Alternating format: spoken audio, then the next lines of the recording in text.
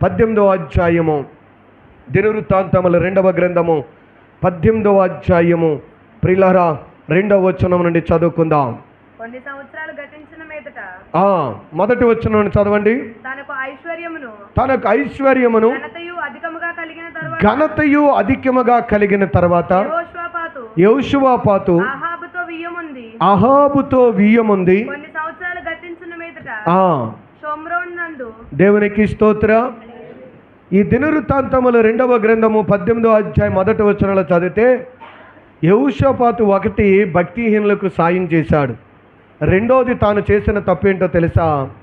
తాను స్థిరపడి తాను దేవుని యొక్క ఆశీర్వాదం పొందుకున్న తర్వాత అతడంట అహాబుతో వియ్యముందాడంట. మరి పిల్లని ఇచ్చాడో లేకపోతే పిల్లోడికే పెళ్లి చేసుకున్నాడో కోడల్ని తెచ్చుకున్నాడో తెలియదు, కానీ ఎవరితో వియ్యముందాడు అంటే బైబిల్ చెప్తుంది అహాబుతో వియ్యముందాడు. కనుక దేవుడు అన్నాడు అతని దేశానికి శాపం వచ్చింది. ఈ రోజున దేవుని వాక్యాన్ని వింటున్న నా ప్రియమైన తల్లి తండ్రులారా, మీ పిల్లల విషయంలో దేవుని వాక్యం చెప్తున్న మాట ఏంటో తెలుసా? నువ్వు ఎలాంటి వ్యక్తులతో వియ్యముందుతున్నావు, ఎలాంటి వ్యక్తులతో నువ్వు కుటుంబ బంధత్వాలను కట్టుకుంటున్నావు.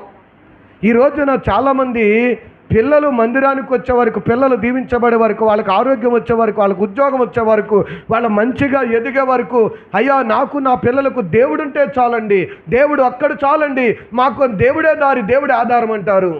కానీ అదే పెళ్లి చేసే వయసు వచ్చి పెళ్లికి వచ్చేసరికి అంటారు, ఏం చూస్తారో తెలుసా?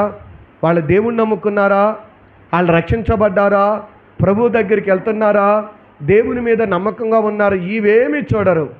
వాళ్ళకి ఆస్తి ఎంత ఉంది, వాళ్ళకి పొలం ఎంత ఉంది, వాళ్ళకి లోక సంబంధమైన ధనం ఎంత ఉంది అని ఇవన్నీ చూసి ఏం చేస్తారంటే ప్రభువుని నమ్మినా నమ్మకపోయినా పర్వాలేదు, దేవుడు ఉన్నా లేకపోయినా పర్వాలేదు, ఆస్తి ఉంది మనల్ని పెంచేస్తుంది, డబ్బులున్నా మనల్ని పెంచేస్తుంది, ఎకరాలున్నా మనకు బాగానే ఉంటుందని చెప్పి ఆస్తిని బట్టి మోసపోయి పిల్లల జీవితాలు నాశనం చేసే తల్లిదండ్రులు ఎంతోమంది ఉన్నారు.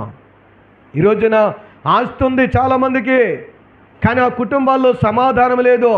ఆస్తుంది కానీ భార్యను భార్యలాగా చూడరు, గుడ్డి కంటే హీనంగా చూస్తాడు. ఆస్తుంది చాలామందికి ప్రియులారా, ఆ కుటుంబాల్లో నెమ్మది లేని కుటుంబాలు. ఆస్తులు ఉన్నాయి కానీ చిన్న వయసులోనే భర్తను కోల్పోయిన సహోదరులు ఎంతోమంది. ఏ ఆస్తిని చూసి, ఏ పొలాన్ని చూసి, ఏ డబ్బును చూసి, ఏ ధనాన్ని చూసి బాగుంటుందని చేశారు. కానీ తనకంటే పెద్ద వయసు కలిగినటువంటి తల్లులు, భార్యాభర్తలు చక్కగా బండ్ల మీద వెళ్తూ దేవుని ఆరాధిస్తూ ఉంటే చిన్న వయసులోనే, అతి చిన్న వయసులోనే భర్తను కోల్పోయి ప్రియులారా బాధపడుతున్న సహోదరులు ఎంతోమంది.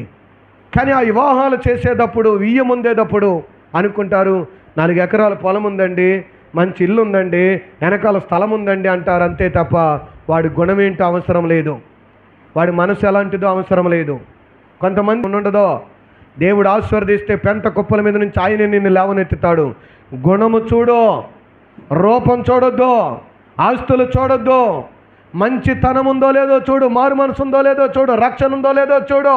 ఇవాళ పొలం ఉందండి, ఇవాళ స్థలం ఉందండి, ఇవాళ డబ్బులు ఉందండి అంటే రేపొద్దున నీ పిల్లని తీసుకెళ్ళి బలహీనత, అదే బిడ్డకి అనారోగ్యం వస్తే మళ్ళీ వాళ్ళే అంటారు, మీ అమ్మాయి వచ్చిన కానించి మా ఇంట్లో బాగోటం మానేసింది, దీనికి ఎప్పుడు రోగమే, ఎప్పుడు జబ్బే, ఎప్పుడు అనారోగ్యమే, ఇలాంటి దాన్ని మేము తెచ్చుకున్నాం అంటారు. అసలు ఆ రోగం రావడానికి, ఆ పరిస్థితులు రావడానికి, ఆ పాపంలో పడిపోవడానికి కారణం ఎవరో తెలుసా? నీవు చేతగానితనంతో, విశ్వాసంతో ఎదురు చూడకుండా, పొలం ఉందండి, డబ్బులు ఉందండి, 4 ఉన్నవాళ్ళండి, నువ్వే లేకపోతే, నీ పిల్లకి ఆరోగ్యం లేకపోతే, నీ పిల్లోడికి బలం లేకపోతే నలుగురుండి ఏం చేస్తారో? 100 మంది ఉన్నారని చూడక దేవుడు ఉన్నాడా లేడని మాత్రమే చూడు, దేవుని సన్నిధి ఉందా లేదా మాత్రమే చూడు. దేవుని యొక్క వాక్యములో మనం చూసినట్లయితే